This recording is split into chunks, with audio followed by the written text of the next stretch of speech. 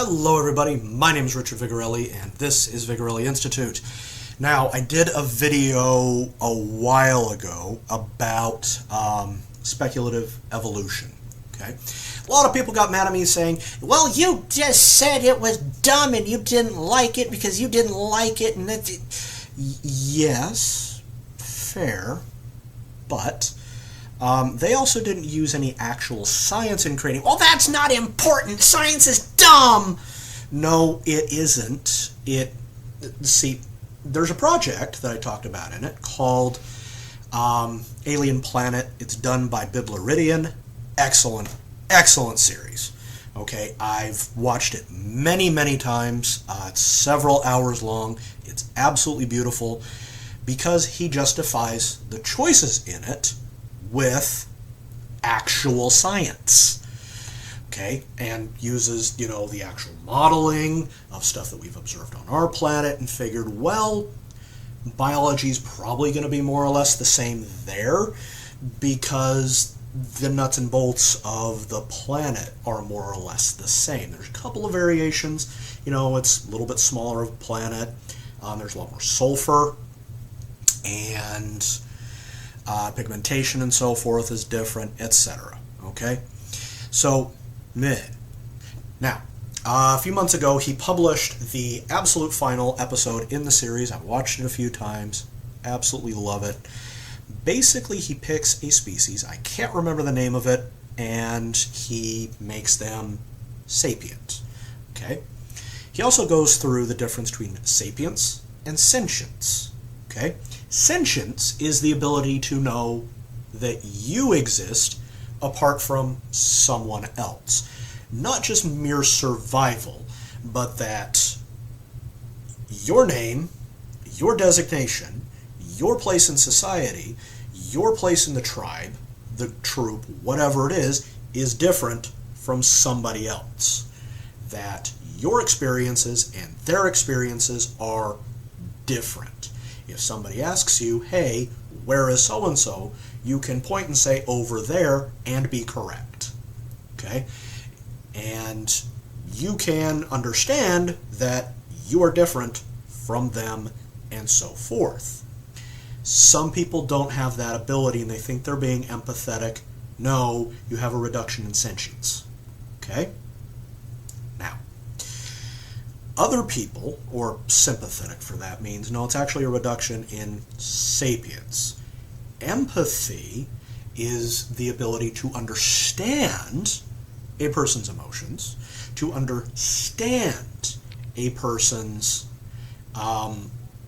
experiences, okay, and to honor them or not, okay? Just because I understand them doesn't mean I have to lean into it, okay? Now, if I lean into it, and if you're crying, I'm crying, even though I've never experienced this, that is called sympathy, okay?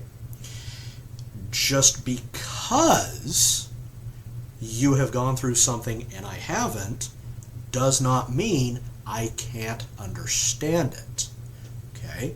It doesn't mean that if I am saying, hey, it's okay, that I'm making fun of you, okay?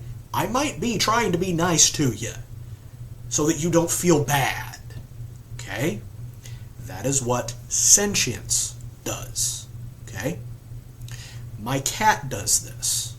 If I've had a hard day, and I'm clearly not feeling very well, she'll come over, she'll put her tail around me, maybe give me a little bit of a head bob, and, she's basically saying, it's okay, Daddy. Okay? Now, sapience is the ability to take materials and transform them into something else that makes life easier. Okay? Sapience is the ability to take rocks and sticks and construct a dwelling out of it. It is the ability to take a stick and fashion a tool so that you can accomplish a task more effectively. Okay? It grows from there. Okay? We have several species on this planet, not just humans, that are not only sentient. In fact, most of the higher level animals are. Okay, cats are, dogs are. I would argue many birds are. Okay, and so on and so forth. Okay, a lot of them, they can tell the difference, right? Whether or not they are sapient is different. Okay, if you see a given species or a given individual within that species modifying their surroundings in order to suit themselves better, that is sapience. Okay? The degree of that modification and the degree of its predictability and innovation can vary. Okay?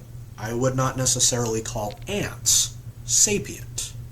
Except that, well, there are several species of leafcutter, for instance, actually all leafcutters. It's agriculture. See, they cut the leaves, put them in the burrow, wait for the fungus to grow, then they eat the fungus. Okay? Then once the leaves are basically mush, they kick it all out and go get more. Okay? That's agriculture. Okay? They are grabbing something, setting it there, allowing something to grow on it or because of it, and then they're eating the thing that grows. It's predictable. We do that. It's called farming. Okay? So, there's other insects that also practice animal husbandry. They will take another species and, set them to feed on a plant, then they'll come by and the species that's feeding on the plant will have like a little sugar thing that forms on a gland, and they'll go and the species of bug that put them there, it's usually like an ant, will go over, eat that stuff off of them, and then keep on moving. That's animal husbandry. Okay? We do the same thing with goats and cows and chickens. Okay? So forth. So, just because they're not human doesn't make them less sapient, and he expanded on that. So he picked a species and had them evolve a little bit more in order, yes, he's planning on doing this, so yes, it is technically artificial, but the whole thing doesn't exist anyway, so shut up. And it grew into actually a pretty neat little species. Okay? They are, however, just like us, stuck with their biology and stuck with their physiology. They can't change it. Okay? And because this species can change its gender based on age and availability of mates, certain cultural aspects grow up in accordance with that. So I was watching this, and at first it was like, he's woke and stupid and all of this. It was like, no. Patience. Patience, my son. Okay? He might be. Fair enough. But the logic behind what he was going after is undeniable. Okay? Yes, a lot of it does look at a lot of what modern day social politics does see. Okay? And on my first viewing, I was a little bit annoyed with it, and then I watched it again from a more critical eye, and it's fine. So, in the continuation, as we finish up this video, let's imagine a scenario where humans, or they, find the other. Okay? Meaning we go to their world or they come to ours. Whichever. Okay? Well, they like darkness.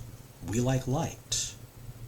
Humans naturally like light. Now, I have very, very good eyesight. I like having my window open while I'm working. It's actually closed right now. Looks totally fine in here to me. Vimage here might... Stop it. Might be a little bit grainy. I am sorry. Not much I can do. It's just kind of the nature of it. It's a bit bright outside. After all, it is the height of summer. So, I can see fine, and so can my camera. So we're happy. Okay? They, on the other hand, would actually consider light like I'm in right now to be kind of bright, and our daylight would be searing. Okay? There's absolutely no way they could handle it because their eyes are designed for much lower light levels because they are a steppe-oriented and forest-oriented species with being largely nocturnal. Okay? So they're going to prefer low light to the point where humans would actually get a little bit unnerved. Okay? Additionally, they would probably find this orifice on us, that's what this is called, to be odd. Why is that? Because we eat through it and we talk through it. Okay? They have a mouth as well, but it's exclusively for eating. Okay? Not only that, they have mandibles that come off around it so they can grab their food and shovel it in. Our graspers, which they have too, we use for that. We don't have anything here. Okay? They talk basically out of their armpits. Okay? That's because that's where their respiratory tubules are. Okay? So it's easier to speak with air movement. We would find that very strange. Not only that, because they don't have the architecture that we do, they would find our speech to be impossible to produce and vice versa.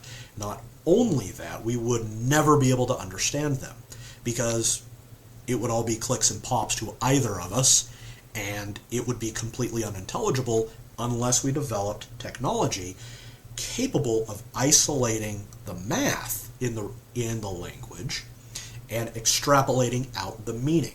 Probably take some fine-tuning over several years, and I'm willing to bet we'd have beaten each other up by then. So, depending on what version of human meets this species, we would probably regard them as, at very least, extremely strange and potentially evil. Okay? Reason being is, one, they love the dark. Two, their life cycle.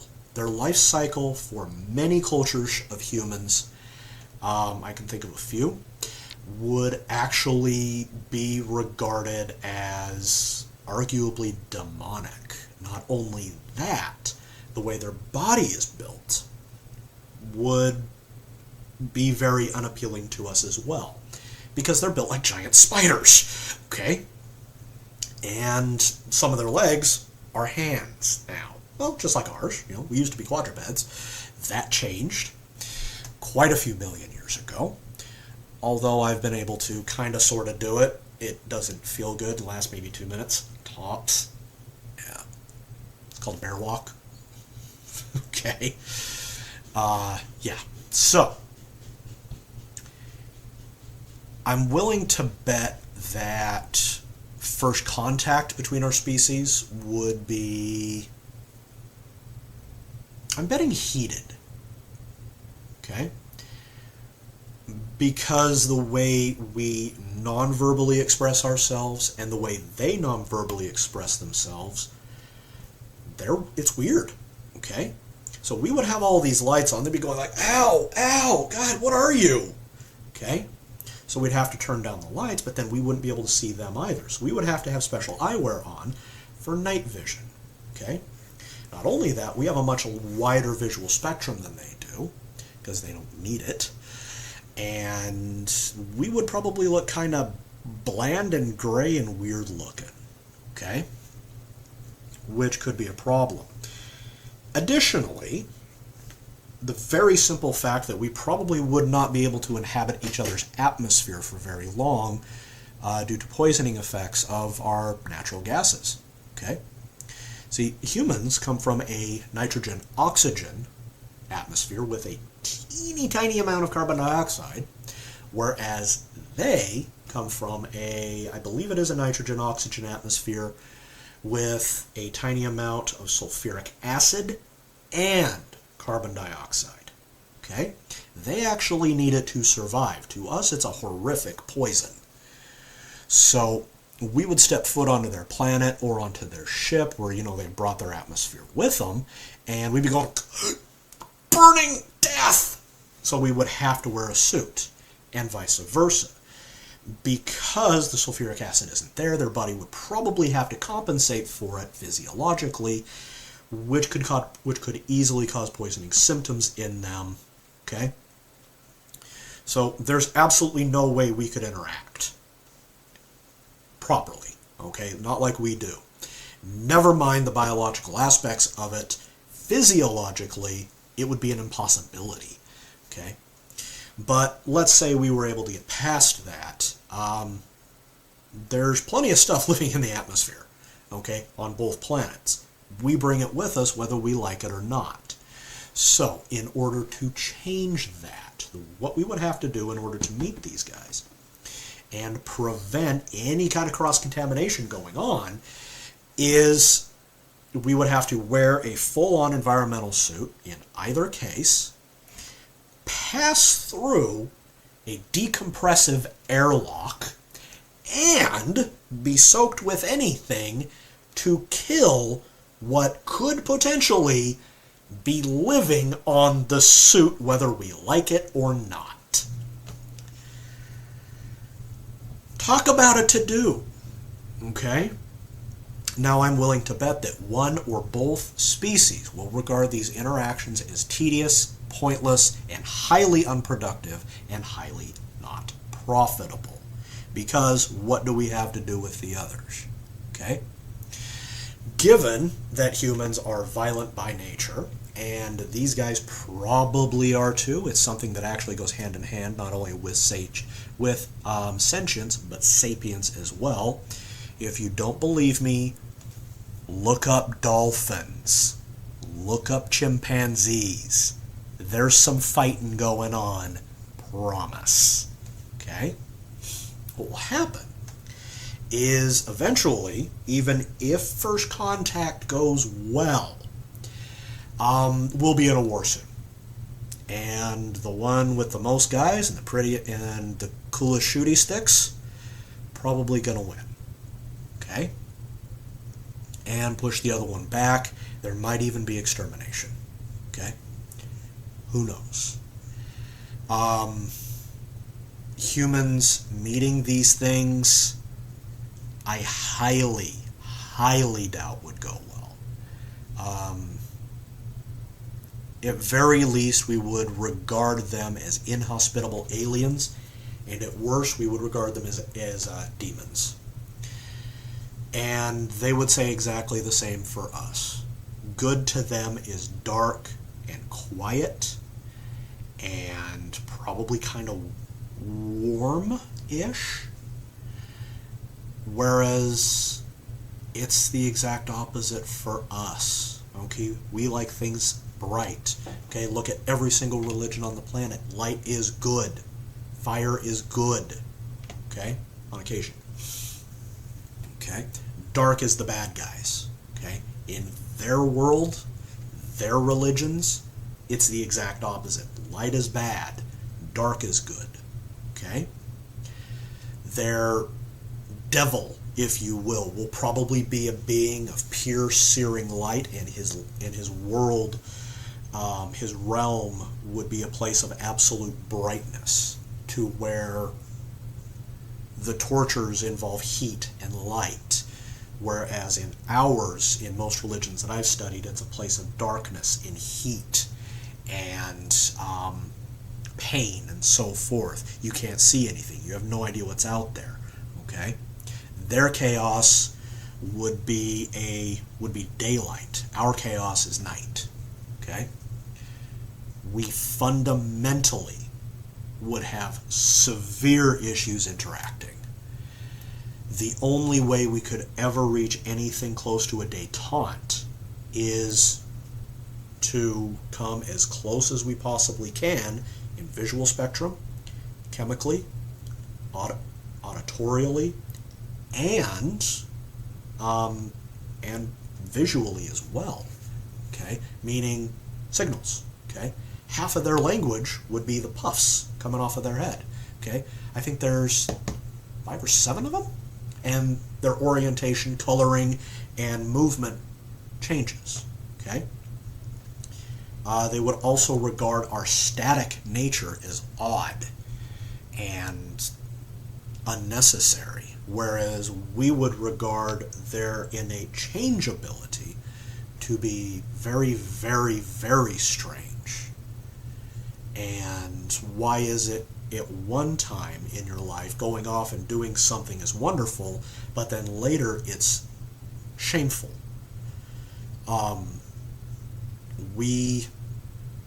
The way we approach how our societies are built would be completely different.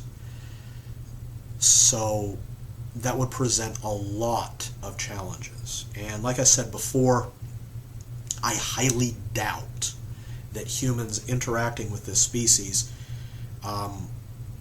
would ever go well. I'm fairly certain they would become a permanent enemy until either species is gone.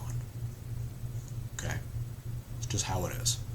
So, that's all I've got for you. Sorry if you don't like it, but that's my thoughts.